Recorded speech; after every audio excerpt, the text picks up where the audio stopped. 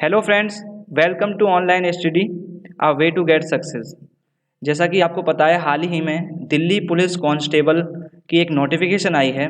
उस नोटिफिकेशन के बारे में इस वीडियो के माध्यम से मैं आपको पूरी जानकारी दूंगा। तो चलिए वीडियो की शुरुआत करते हैं।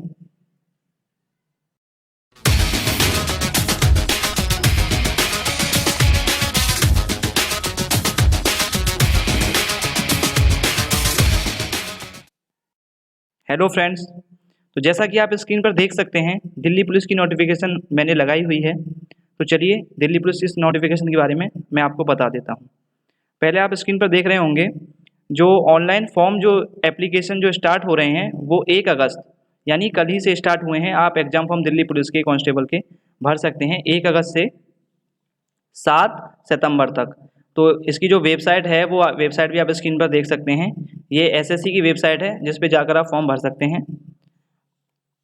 अब मैं आपको बता देता हूँ कि जो क्लोजिंग डेट कब है, इसकी जो लास्ट डेट ऑफ फॉर्म जो भरा जाएगा लास्ट डेट तक, वो कब तक भरा जाएगा, उसकी जो लास्ट डेट है वो है 7/9 यानी कि 7 सितंबर तक आप फॉर्म भर सकते हैं। और जो फीस पेमेंट की जो डेट है वो भी मैं आपको बता देता हूँ। जो लास्ट डेट है वो 9 सितंबर के लिए रखी गई है, यानी 9 सितंबर तक आप फीस भी पेमेंट कर सकते हैं।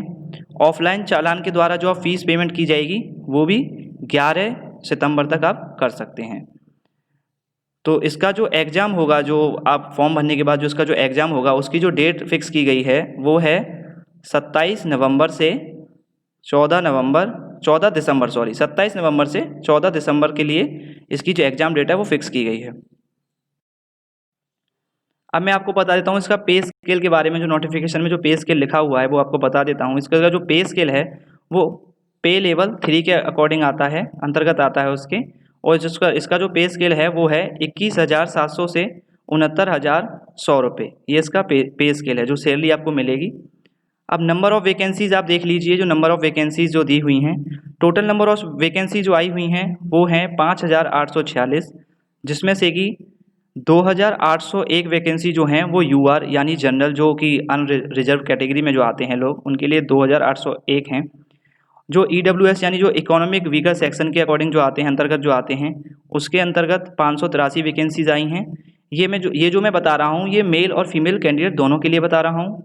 उसके बाद देखते हैं ओबीसी के लिए। ओबीसी के लिए 1133 हैं, एससी के लिए 1037 हैं, और एसटी यानी जो शेड्यूल ट्राइब्स होते हैं उनके लिए 302 वैकेंसीज आई हुई हैं। अब बात करेंगे एज लिमिट के बारे में। तो जो एज लिमिट दी है वो 18 से 25 साल दे रखी है। अगर आपकी जो एज लिमिट है वो 18 से 25 के बीच में है, यानी कि आपकी मिनिमम एज 18 साल और मैक्सिमम 25 साल, तो आप ये फॉर्म भर सकते हैं। एज जो आपकी जो काउंट होगी वो 1/7 सन 2020 यानी 1 जुलाई सन 2020 तक आपकी जो एज है वो काउंट की जाएगी।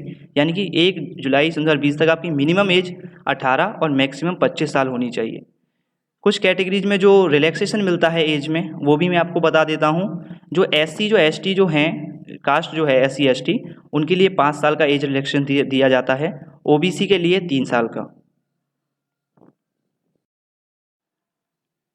अब मैं आपको बता देता हूँ जो एजेंशियल क्वालिफिकेशन यानी कि जो आपके पास शैक्षणिक योग्यता जो है वो क्या होनी चाहिए। तो ये जो है ये आपके पास 7/9 यानी कि 7 सितंबर तक होनी चाहिए। तो इसके लिए मांगा गया है 10+2 यानी कि 12th पास मांगा गया है आपके पास। 12वीं का आपके पास सर्टिफिकेट होना चाहिए, 12वीं पास आप होने चाहिए। तो इसके लिए आपकी एजेंशियल क्वालिफिकेशन सिर्फ इतनी है। एक ड्राइविंग लाइसेंस भी चाहिए आपके लिए, आपको वो ड्राइविंग लाइसेंस LMB यानी light mode vehicle driving licence वो आपके पास होना चाहिए। और जो 11th पास जो कैंडिडेट हैं वो भी फॉर्म भर सकते हैं, लेकिन यहाँ पर एक रिक्वायरमेंट दी गई है 11th पास के लिए। 11th पास कैंडिडेट वही फॉर्म भर सकते हैं जिनके पेरेंट्स जो माता पिता हैं वो दिल्ली पुलिस में कार्यरत हैं। बात करेंगे कुछ सर्टिफिकेट्स के बारे में। जो जिन जैसे एनसीसी हो गया, उसमें कुछ छूट मिलती है। जो उसमें एग्जाम में कुछ 5% या 2% की छूट मिलती है, वो आपको मैं बता देता हूँ। एनसीसी का जो सी सर्टिफिकेट होता है, अगर आपके पास सी सर्टिफिकेट है एनसीसी का, तो जो एग्जामिनेशन में जो मार्क्स होते हैं उसका 5% आपको ऐड कर दिया जाएगा, जो आप नंबर मिलेंगे।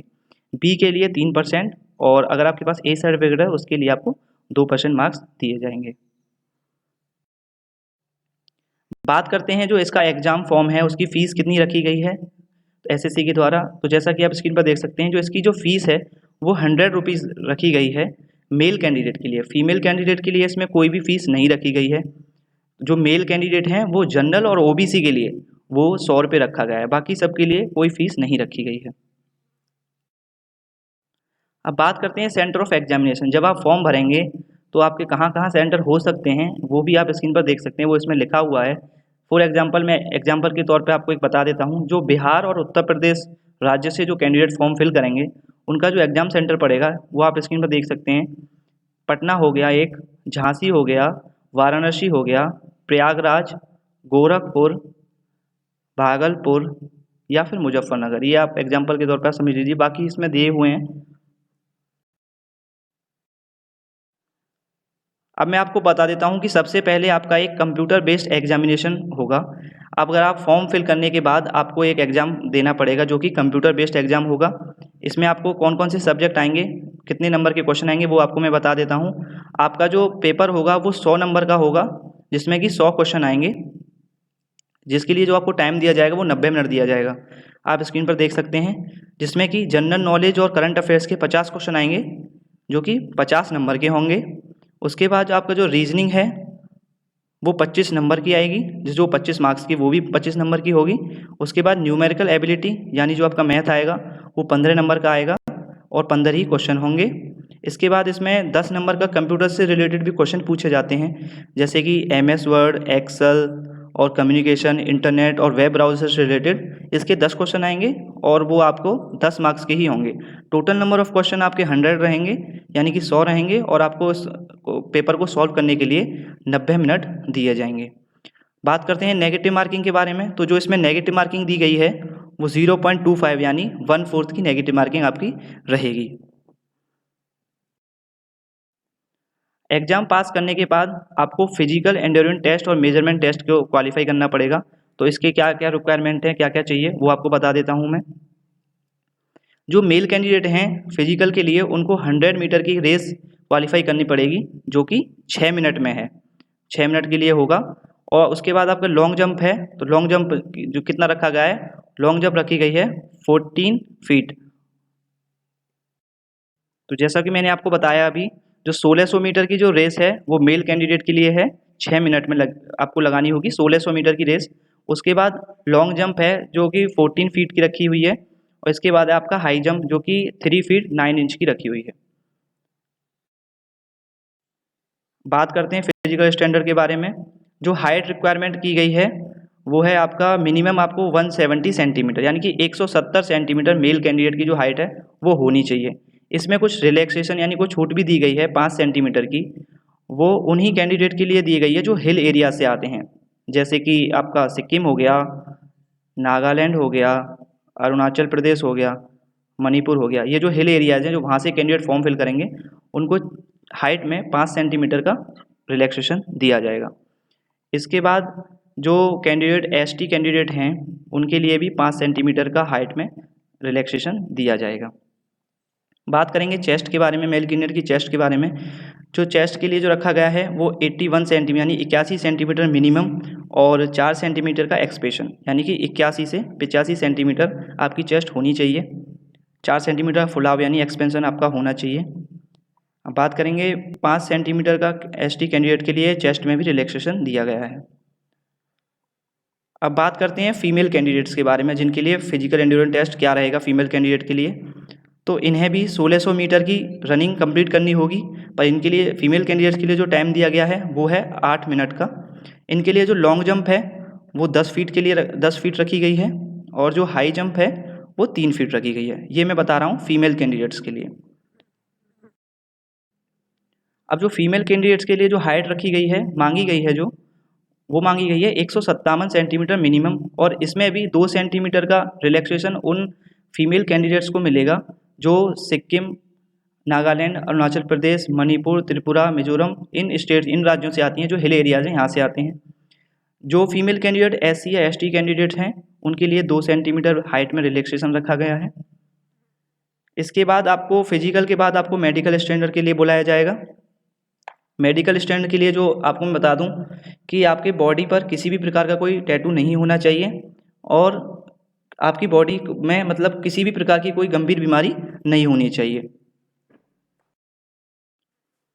अब बात करते हैं आईडी प्रूफ्स के बारे में। जो आप फॉर्म भरेंगे तो आपके क्या आईडी प्रूफ्स चाहिए उधर, या जब आप एग्जामिनेशन सेंटर पे जाएंगे तब भी आप आईडी प्रूफ की ज़रूरत पड़ती है। तो उसके लिए आप आधार कार्ड ले जा सकते हैं, वोटर आईडी कार्ड ले जा सकते हैं, आपका ड्राइविंग लाइसेंस भी चलेगा, पैन कार्ड भी ले जा सकते हैं। अब बात करते हैं डॉक्यूमेंट वेरिफिकेशन के बारे में। इसके बाद आपको डॉक्यूमेंट वेरिफिकेशन के लिए बुलाया जाएगा। डॉक्यूमेंट वेरिफिकेशन के लिए क्या क्या आपके पास डॉक्यूमेंट होने चाहिए वो मैं आपको बता देता हूँ। आपके पास मैट्रिकुलेशन और सेकेंडरी सर्टिफिकेट यानी कि 10वीं और 12वीं का आपके पास प्रमाण पत्र सर्टिफिकेट होना चाहिए। इसके अलावा भी अगर आपके पास कोई और क्वालिफिकेशन एजुकेशन क्वालिफिकेशन सर्टिफिकेट है वो भी मान्य रहेगा। एक आपके पास ड्राइविंग लाइसेंस। आप ये फॉर्म तभी फिल कर पाएंगे फ्रेंड्स जब आपके पास ड्राइविंग लाइसेंस होगा। LMB यानी लाइट मोटर व्हीकल आपके पास ड्राइविंग लाइसेंस होना चाहिए फॉर मेल कैंडिडेट। आप ये भी जान लीजिए कि ये केवल मेल कैंडिडेट के लिए ही वैलिड है। अब बात करेंगे मोड ऑफ सिलेक्शन के बारे में, यानी कि आपका जो सिलेक्शन होगा उसका कितने मोड रहेंगे। तो सबसे पहले आपको मैं बता दूं, एक आपका CBT यानी कि कंप्यूटर बेस्ड टेस्ट होगा। उसमें आप क्वालिफाई करने के बाद आपको फिजिकल एंड्योरेंस और मेजरमेंट टेस्ट के लिए बुलाया जाएगा, जिसमें कि आपको पता है 1600 मीटर की जो रनिंग है मेल कैंडिडेट के लिए 6 मिनट में, और जो फीमेल कैंडिडेट के लिए है 1600 मीटर की रनिंग वो 8 मिनट में वो क्वालिफाई करनी पड़ेगी। उसको क्वालिफाई करने के बाद आपको एक मेडिकल टेस्ट के लिए बुलाया जाएगा। मेडिकल टेस्ट क्वालिफाई करने के बाद आपको एजुकेशन वो डॉक्यूमेंट वेरिफिकेशन के लिए आपको बुलाया जाएगा। इसमें सब में क्वालिफाई करने के बाद एक फाइनल मेरिट बनेगी। फाइनल मेरिट में सिलेक्शन होने के बाद आपका सिलेक्शन। आई होप आप सभी को हमारी वीडियो पसंद आई होगी। ये दिल्ली पुलिस से रिलेटेड नोटिफिकेशन जो आई थी उस पर हमने ये वीडियो बनाई थी। अगर आपको वीडियो पसंद आई है तो वीडियो को लाइक करें, कमेंट करके हमें बताएं आपको वीडियो कैसी लगी। आपके अपने जो व्हाट्सअप ग्रुप में सब में सेंड जरूर करें, ताकि जो भी कैंडिडेट दिल्ली पुलिस का फॉर्म भरने जा रहे हैं उनको थोड़ा हेल्प हो जाए। तो thank you friend, thanks for watching.